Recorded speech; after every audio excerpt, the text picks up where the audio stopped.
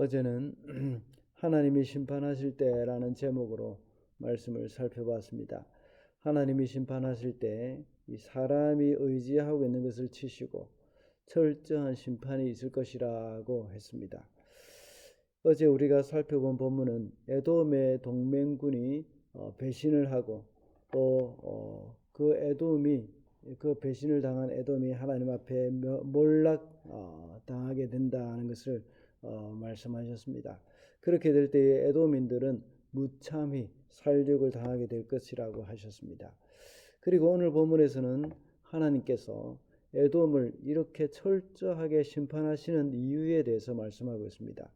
이방 나라가 이스라엘을 침략할 때 형제국으로서 도움을 주지 않고 오히려 적극적으로 동조하는 행위를 했기 때문입니다. 오늘 본문을 통해서 하나님의 백성을 괴롭히는 자를 향한 하나님의 그 준엄한 심판을 볼 수 있습니다.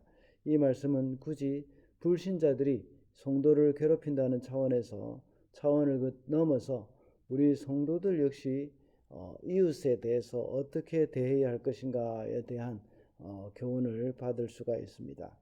그래서 오늘은 에돔의 죄라는 제목으로 에돔이 이스라엘에게 저지른 잘못을 반면교사로 삼아서 우리가 얻을 수 있는 교훈을 찾아보도록 하겠습니다. 첫째로 에돔은 이웃의 재물을 탈취했습니다. 11절과 13절입니다. 내가 멀리 서서 구경만 하던 그날 이방인이 야곱의 재물을 늑탈하며 외적들이 그의 문들로 들어와서 제비를 뽑아 예루살렘을 나누어 가질 때에 너도 그들과 한패였다. 나의 백성이 패망하던 그날 너는 내 백성의 성문 안으로 들어가지 않았어야 했다. 나의 백성이 패망하던 그날 너만은 그 재앙을 보며 방관하지 않았어야 했다. 나의 백성이 패망하던 그날 너는 그 재산에 손을 대지 않았어야 했다. 오늘 본문 11절에서 에돔에게 말씀하시기를 내가 멀리 서서 구경만 하던 그날이라고 말씀하면서 마치 에돔이 방관자로 있었던 것처럼 보입니다. 그러나 원문의 의미를 살려서 번역을 하자면 에돔이 유다가 멸망할 때에 적대 세력으로 유다를 파멸시키기 위해서 이 맞선 자들이라는 것입니다. 여기서 방관하다 하는 그 말은 우리가 볼 때에 이것이 그냥 한번 보고 구경만 하던 사람이라고 생각할 수도 있는데 사실은 이 방관한다는 이 말의 원문에서는 반대 세력에서 대적했다는 것입니다. 그것을 구경하면서 방관했던 것이 아니라 적군들과 함께 유다를 치러 왔다는 의미입니다. 그렇게 하면서 유다가 패망할 때 이방인이 유다의 재물을 늑탈할 때에 에돔도 그때 함께 했다는 것입니다. 그러면서 13절 말씀에서 일일이 다 말을 하면서 유다가 패망하던 그나 너는 그렇게 하지 말았어야 했다 하고 말씀하고 있는 겁니다. 방관하지 말았어야 했고 그들의 재산을 손을 대지 말았어야 했다고 말씀합니다. 이스라엘은 에돔의 형제국입니다. 야곱의 후손들이고 또 이 이스라엘은 야곱의 후손들이었고 에돔은 에서의 후손이었습니다. 그들은 남이 아니라 바로 친척이요 형제입니다. 남이라고 하더라도 이웃이 이렇게 어려움을 당하게 된다면 당연히 방관해서도 안 될 뿐만 아니라 적극적으로 도움을 주어야 하는데 오히려 그 이웃의 물건을 약탈했습니다. 우리 성도들은 이러한 에돔의 행위를 책망하시는 하나님의 마음을 알아야 합니다. 물론 하나님은 에돔이 하나님의 택한 백성을 괴롭힌 것에 대한 심판을 하고 계십니다. 그러나 우리는 하나님의 백성입니다. 하나님의 백성은 당연히 같이 믿는 사람들에게 사랑을 베풀어야 합니다. 더 나아가서 이웃이 주님을 알지 못하는 사람이라고 하더라도 그들을 향한 하나님의 마음을 가지고 더욱더 적극적으로 도움을 줄 수 있어야 하겠습니다. 그런데 오늘 에돔은 이 이스라엘 백성들의 재물을 약탈까지 했다는 것입니다. 탈취했다는 겁니다.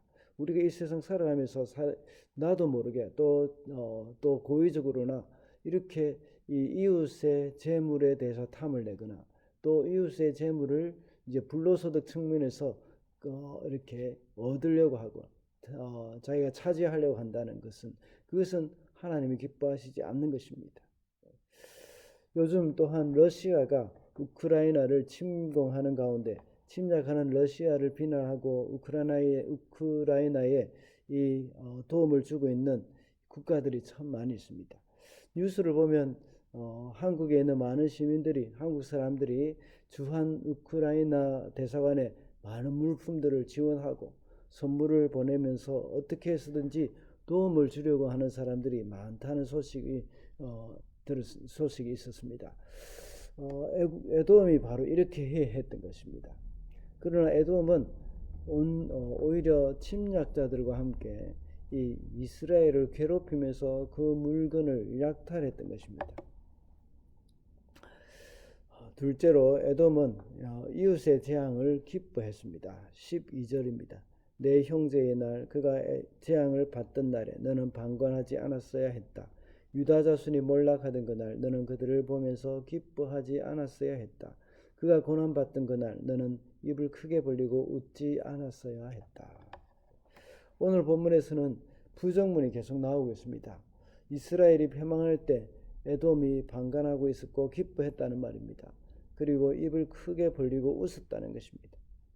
에돔은 이스라엘이 멸망하는 것을 구경하고 기뻐하고 있었습니다.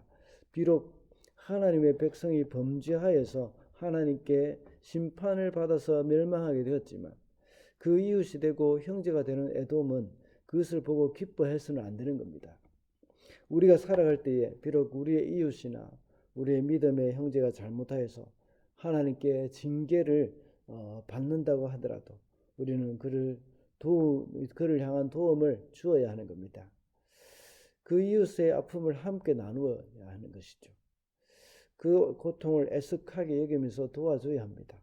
그렇게 하는 것이 하나님을 기쁘시게 하는 것입니다. 하나님이 이런 우리의 마음을 보고 기뻐하시는 겁니다. 동생이 잘못해서 부모님에게 야단을 들으면서 크게 혼을 날 때 이 형이 보고 아버지께 동생을 용서해달라고 비는 것을 생각해 보십시다. 부모님이 그 모습을 보고 마음이 어떻겠습니까? 얼마나 또 기특하다는 생각이 들겠습니까? 하나님의 마음도 동일합니다. 우리 믿는 성도들이 이웃의 재앙을 보면서 함께 마음 아파하면서 하나님께 기도하며 어떻게 해서든지 도움의 손길을 주는 것이 바로 하나님의 뜻입니다. 통화 해저 화산 폭발의 재앙으로 인해서 힘들어하는 통화를 돕기 위해서 함께 힘을 모으는 일을 지난주일까지 우리가 했었습니다. 이것을 하나님은 참으로 기뻐하신다는 것이죠. 마지막으로 에돔은 이웃을 팔아넘겼습니다. 14절입니다. 도망가는 이들을 죽이려고 갈라지는 길목을 지키고 있지 않았어야 했다. 그가 고난받던 그날 너는 살아남은 사람들을 원수의 손에 넘겨주지 않았어야 했다. 14절의 말씀을 볼 때 에돔은 재앙을 당한 이스라엘 백성들이 도망하는 길목을 에돔 사람들이 지키고 있었다는 겁니다. 그리고 그들을 붙들어서 원수들의 손에 넘겨주었습니다. 에돔은 이렇게 함으로써 어떤 보상을 기대했을 수도 있습니다. 이미 그렇게 함으로 말미암아 여러 가지 유익을 얻었을 것입니다. 자기들의 이익을 위해서 형제 민족들을 팔아넘기는 이러한 태도는 인륜적으로도 용납할 수 없는 일입니다. 이것이 바로 인신매매라고도 할 수 있겠죠. 마치 서구 열강들이 아프리카 흑인들을 사로잡아서 노예로 팔아넘김으로 이익을 챙기는 것과 다를 바가 없습니다.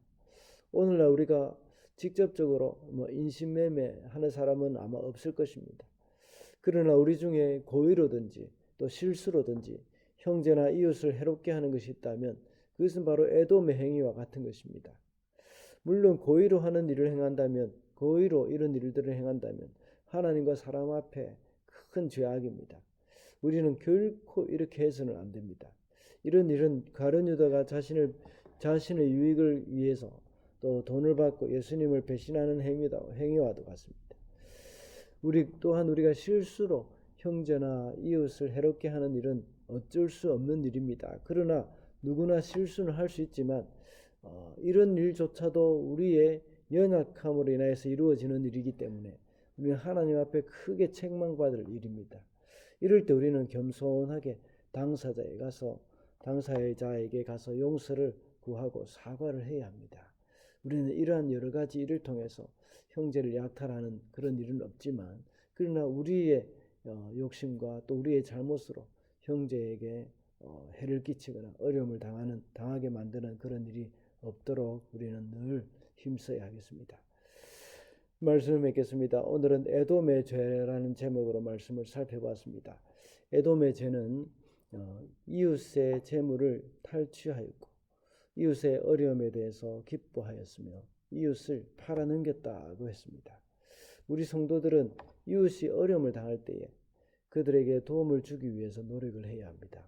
그리고 나의 유익을 위해서 이웃을 해롭게 하는 일이 있어서는 안 되겠습니다. 오늘도 주님 앞에서 좀 하나님이 기뻐하시는 삶으로서 이웃을 사랑하며 살아가는 저와 여러분이 되시기를 바랍니다.